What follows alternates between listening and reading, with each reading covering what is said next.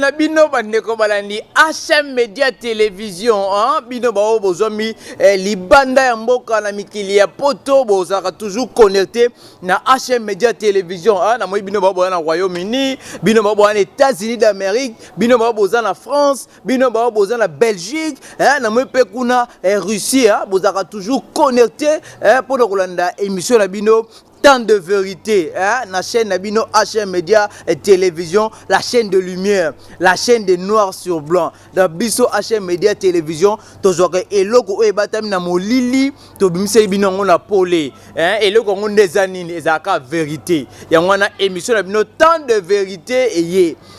Tant de vérité, celle est vraie, monsieur, ça n'a pas vraie vérité. Il y a madame Ouelera dans la République démocratique du Congo, n'a pas information, monsieur, au karaté, au fongo la masolo, bon, comprend que notre touché couche nyonso, peut au compte dans tous les pays pour nous donner vraie information. Parce que Libanais Mboka, ils ont Congolais, tout le monde a Sénégalais, vous avez Libanais Mboka, Nigérien, vous avez pays, Libanais Mboka, vous avez toujours une information, il y a solo, il y a vérité. Alors, tant de vérité, c'est l'émission où pour nous repasser nos vraies informations, ma vraie vérité. Et bon, HM Media Télévision, hein, chaîne Moko, il y a lumière. La chaîne où il y aura information, batamina molili vérité, to bimisi yango na poleka pour sepela. Avec nga, simple fils de l'homme, votre serviteur Hervé Motayo, le Benjamin de la presse. Merci pour nos conseils, merci pour nos remarques et commis. Dans bino baba comme la biso na ba Gmail information comme ça na logi pe boleli numéro de téléphone. Ingénieur Marquis Mouloa hein, babi le coordonnateur l'administrateur le plus frais hein, l'homme intelligent. Ayoka ide ba message na bino besoin numéro. Donc vous appelez numéro pene yozala wana boto komanaka botinda ba information to kita pona lugemne information au bino bosenga parce que biso HM Media Télévision c'est la lumière. C'est noir et blanc, tu as information. Mon bangé la vérité, le zanini. Les lopes mon bangé la vérité, tu connais mon bangé la vérité pour kanda payer. Hein, mon système à tige dans ma solo politique et zonge pas Hervé Motayo le Benjamin de la presse. Donc vérité le zanini. Les lopes bandeko, ba dossier za moi belé, mais n'orti kabino na ba sentiment parce que tozora na wenzi. Hein, tu as na ba recherche la vraie vérité. Premier peut-être au bête solo il y a 62 députés nationaux. Bah signer pétition contre qui? Contre le premier vice-président de l'Assemblée nationale, Jean-Marc Aboun Wakaboun. Bah signer pétition balobi aya a expliqué mbongo oyo azwaki 7 millions de dollars pour convoquer congrès salemate et 7 millions de dollars payé 7 millions de dollars et zongate. Bah signer pétition à Koloba. Et puis ça kanda na dossier tam na vanda qui na sai ba recherche na landi ah non. Et puis ça kanda na dossier. Na fongo la bino ba détail parce que ça n'est comme lumière, il y a comme vérité. Deuxième dossier ezali likambu ya ministre na biso ba ministre mi balé ya mboka John Tumba oya intérieur na sécurité na moninga na ye Baudouin Mayo ministre ya budget. Babi faut te maliboso ya ba député national. Donc 20 députés nationaux bana pour ça ba interpeller bango ba ya koloba ba se justifier ministre intérieur a se justifier par rapport à massacre au Samaki na Congo central. Hein? Donc Congo central pendant et buna même makit des autres de moi ça mais kuna ba kufa ki pe belé a ko se justifier pourquoi hein na Congo central banine hein et deuxième ministre qui est budget hein levé Baudouin Mayo hein l'excellence Baudouin Mayo babi il faut qu'on justifier qu'on se justifier pardon par rapport ya mbongo ou le bimaki donc qu'on se justifier par rapport ya mbongo et bimaki bene belé na mboka 15 millions de dollars et bimaki après ça qui va conduire réside déjà après ça va conditionnel car toujours na cadre ya 100 premier programme national 100 premier jour chef de l'État même bon on a ba député ba musala ça amité donc il faut se justifier à part ya ngwa to bête sur le coronavirus banami kilina na sabino que non HM Media TV chaîne mobo o état la makakitoko ba tout ba peut-être confesse pour tout ça ba to misaka molili na polé to bête sur le coronavirus to lobaki Docteur Mouyembe fongola maboko yamba baninga bo travailler ensemble. Et docteur Mouyembe ayoka kimbela. Merci l'honorable Eliezer Tamboué pour le partage d'informations. Le docteur Mouyembe a eu une information, a qui émission sur temps de vérité et a eu qui vérité docteur Afongwami. Ayamba qui docteur Vangu. Habitat de vérité HM TV de Moussala. Toloba qui docteur Mouyembe, yambe la docteur Vangu. Pour docteur Vangu a peine pour ça. Qui s'y est à Sali, Batouba Biki et Kotapé na Moussala. Pour coronavirus na Congo, on a un problème. Merci docteur Mouyembe pour yamba qui docteur Vangu. Et merci le président de la République, Fachi Beton, son excellence, monsieur le président Antoine Félix Tshilombo Tshisekedi. Merci. Merci pour autant l'équipe émission, je crois. Merci na Théodore, wana moniya Théodore. Il va être Théo. Merci pour nos informations sur comme si on n'est pas mon kondiamoka. Ayamba qui peut Dr Jérôme. Pour te dire ayamba Jérôme, ayamba qui Dr Jérôme. Dr Jérôme, ayepé na kisinaye, au Madagascar, le déconfiné. Docteur Jérôme Azakiawa a même au Konzamboka, Borota on avait image parce que l'ingénieur Marquis Moula était là. D'accord, il y a HM Média Télévision, je vais une information. Lelo oyo bakazo bakisamaka to komi na 1731 cas coronavirus. To beta liso nango. Boss banga bo s'abonner na HM Média Télévision, bo s'abonner. Premier dossier to bandeli to fongoli masolo. Yo ozaki libanda kotambangu. Premier dossier zali kamuya 62 députés nationaux. Baye ba fongoli dossier.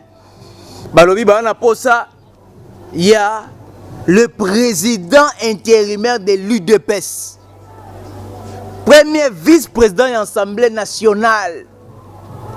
L'honorable Jean-Marc Aboun Ouakaboun, Babi, le seul vrai fils qui incarne l'idéologie de Etienne Tshisekedi. Hein? Le seul et vrai fils qui incarne l'idéologie de Etienne Tshisekedi. Hein? Oh, il y a les peuples d'abord, ils ont déjà Jean-Marc Aboun. Mais pourquoi qu'on doit salir? On a kanda pour tolbiso na tolbaka vérité. Ceux qui ont la distraction, tu téléméla. Pour ça avancement mboka. Bino 62 députés au signé signati wana. Et bo plastifier même ba signature ba ninga mususu. Kaka po bo luka, bo bebi sa image, il y a vice-président de l'Assemblée nationale. Il y a les vrais fils ozo ko incarner l'idéologie Etienne Tshisekedi, hein? Le président compétent. Un jeune homme courageux. Ouais, c'est lui qui est le automne pacification ça manamboka. On sait que le passation pouvoir et ça manamboka grâce na balit na ye wana tango zaka na boso secrétaire IDPS azo telema azo bunda état de droit lelo état de droit salami na mboka lelo automoni passation ya pouvoir et salemi et bino oyo bovanda na banda ku bolia ba shawaba bolia ba mboge lelo oyo bo sala biloba bo sai bisala sala bo signer signer bozo kosa basietie kosa po bageno aya ko samba pona 7 millions de dollars et pas Jean-Marc Aboun ezanini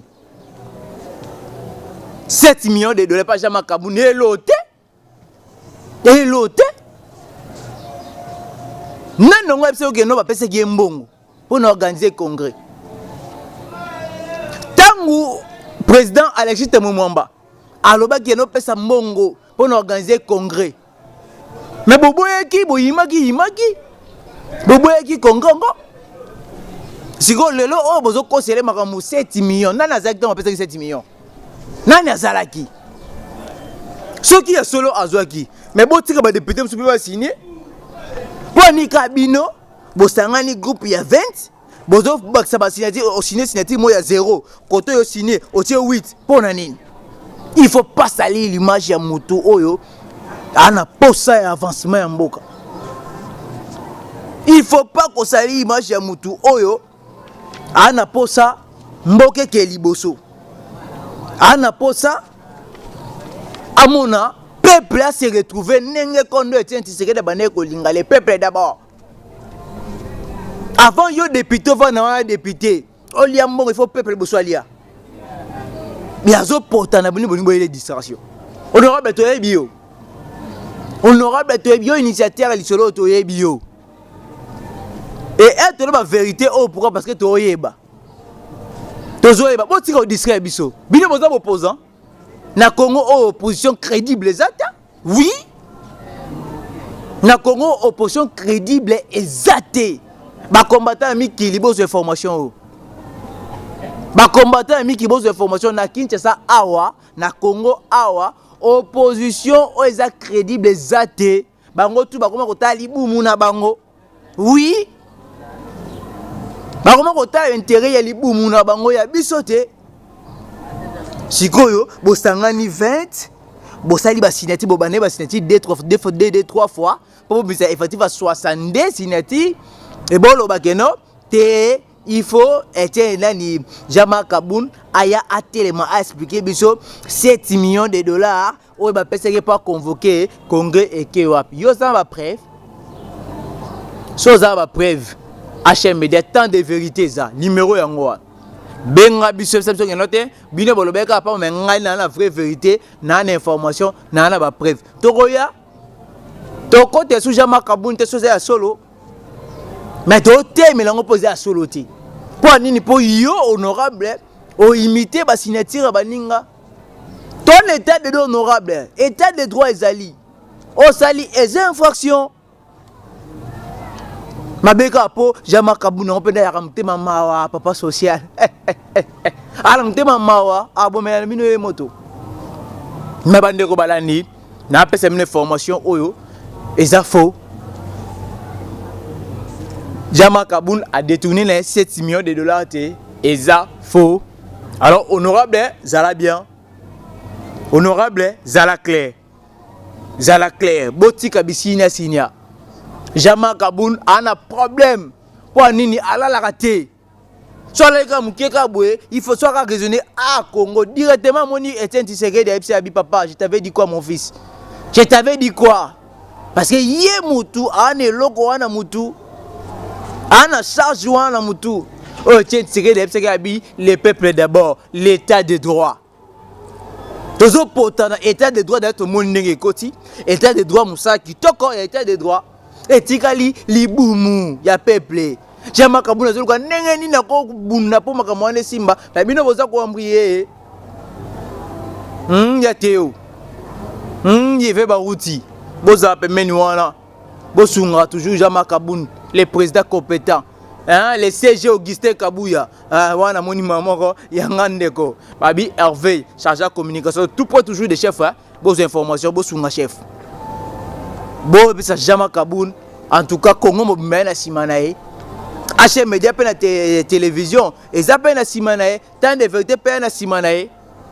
Mais ezaka né à solo. Pour bisa de l'église na milliers village. Ça te montre que non, et ça vraie information. Excellence à liagi moi 7 millions. Ah excellence. To koteka yo pe.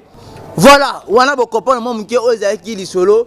Il y a 62 pétitions. Na 62 députés ba sangano ba signé de façon que Jama Kaboun président intérimaire, il y a UDPS parti cher, il y a Kondo Etienne Tshisekedi wa Mulumba, o ya Bunda, talabino bo sa ba aventure. Banda Kondo Etienne Tshisekedi azala abundisa Mobutu. Etienne Tshisekedi abundisi Kabila le père. Etienne Tshisekedi abundisi état de droit démocratie kota na mboka elelo oyo. Okombe démocratie koti, onaba comme le pe koloba à l'aise apote mela Jama Kaboun. Muto ana charge ya idéologie Etienne Tshisekedi. Président Zakimia. Peuple bana simana Jama Kaboun. Voilà wana zaki bongo lisolo o zaki ya ba signature, ya ba député wana. Toena deuxième lisolo. Il y a 70 députés au Basangani. Faut pas le cas quoi ça moi mboka Jama Kaboun. Hein donc papa a dossier wana mais HM Media télévision peut quand même à beaucoup côté tant de vérité surtout et quand même à beaucoup côté toi quand on a sima dossier quelque part tout le monde que non il y a solo. Ouais, excellence au lieu moi 7 millions. Jama Kaboun, ça TV hein, to Rolanda, so to pas que non, et ça pour lieu 7 millions. To télémela état de droit que si mi mututé. Voilà deuxième dossier eza nini? Eza dossier il y a ba interpellation. Hein, ba député ba sangani, ba député ba vandi ba siéger, ba lobby que note, il faut ministre John Tumba, il y a intérieur et sécurité, aya liboso na bango.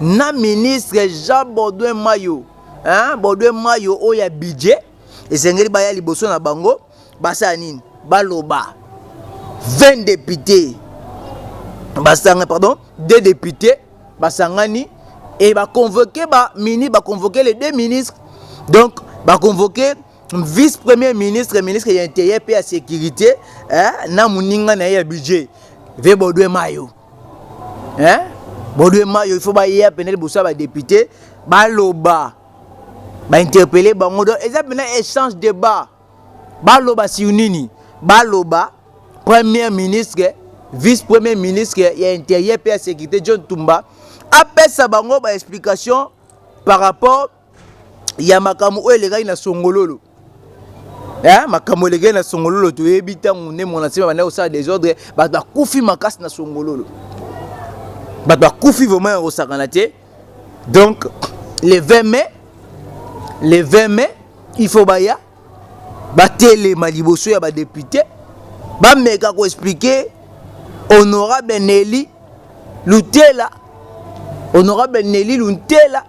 yende muta bengi ministre John Tumba ye muta sali nini wana donc ye muta sali procuration wana babi il faut répondre liboso ya ba député le 20 mai oyo na dossier ya réquisitoire pour procurer ya cour pour procurer ya pris à la cour de cassation pour na dossier ya ministre John Tumba honorable Nelly Lutela pour sa ministre intérieur et sécurité après ça ka explication par rapport ya incident au salamaki na Congo central précisément na Songololo ba désordre ça mais kuna makasi siko ba na pour ça honorable ministre Aya Limola parce que toko kodana jamais na insécurité tilelo aussi le temps ministre ya sécurité pe intérieur azali mais massacre ça la incident ça makolobate Tchodoké na katanga, ça ne va pas.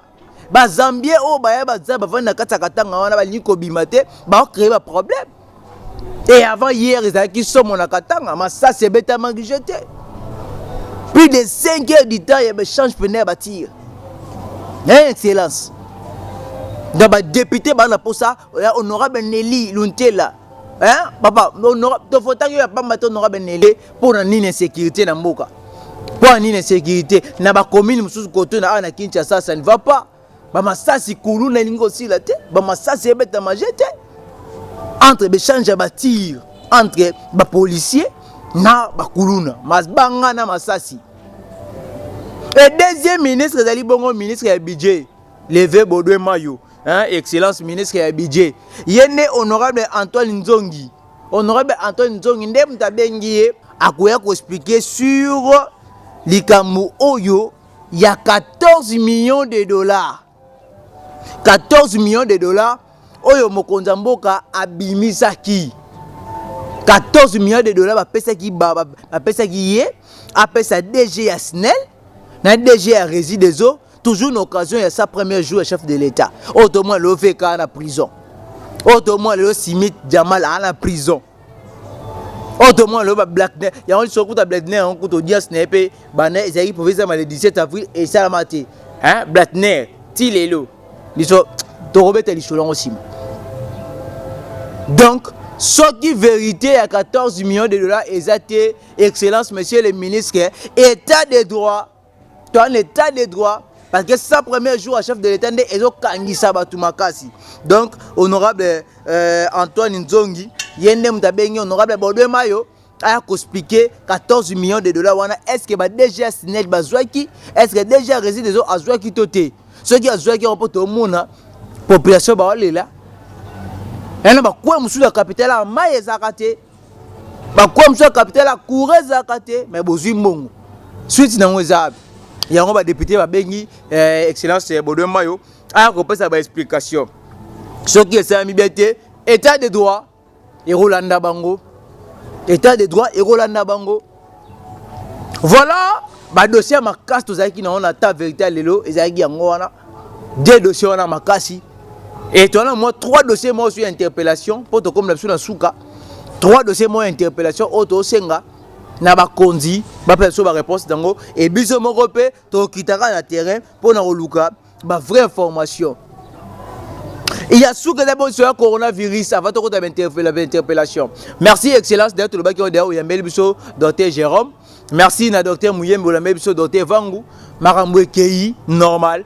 Voilà to comme na suka mais juste moi bah si je n'ai pas bino que non botika nango bongo pour to zaka ko na information na sima te ba est-ce que c'est solo to za solo te babi Henri Magie hein babi Henri Magie donc o azali bongo chargé à communication un coordonnateur na communication un peu perdé à dans la prison ba bana lendi azali dans la prison centrale Makala bakangi pona balobio afinga chef de l'état balobio non a télémelaki soki arrestation ya veka banini donc balobi bango bebele na sima wana mais tant de vérité eza wana to aka na sima dossier wana pour to pesa une vraie vérité pourquoi akomi na Makala et pourquoi bakangi abi Henri Magie le tout puissant ana Makala to luka to pesa une information te ba comment est que tozo le appel sous na PG Babi audience, il y a détournement à fond hein, contre M. David Eric Platner.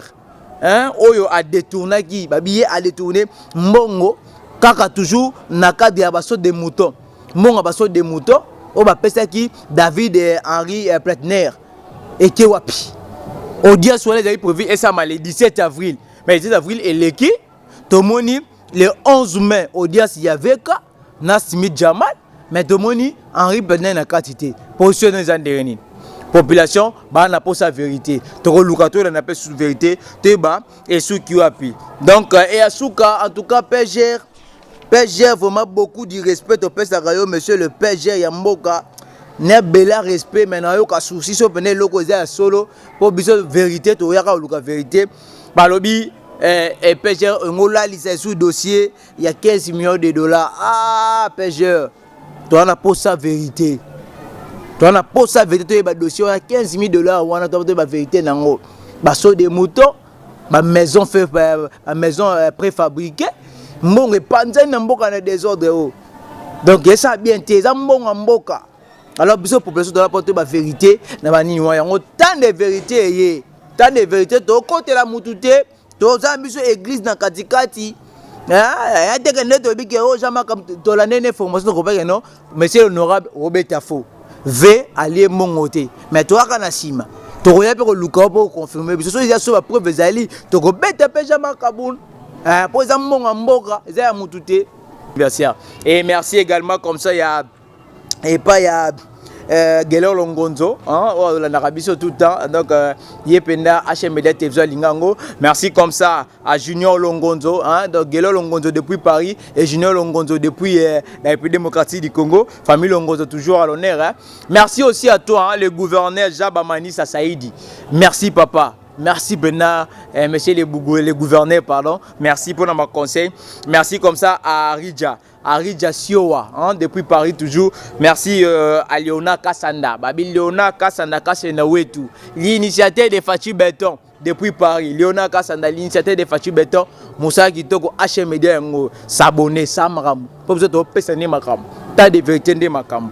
Merci aussi hein, il y a Jojo Film depuis Afrique du Sud, hein, les DG Jojo Film depuis Afrique du Sud. Merci à G-Stone depuis Afrique du Sud. Merci à Master tout hein, bah ressortissant à Saint-Paul. Merci comme ça ingénieur Marquis Moulo hein, l'administrateur. Merci à Grécy hein, les caméramans du d'esprit. Merci à toi Grécy. Merci à Josué hein, à José Baya Voudi vraiment hein? Donc il y a tout un assistant hein? Je suis Baya Voudi assistant réalisateur assistant hein? Très guitare merci comme ça à tout le monde à tous ceux qui aiment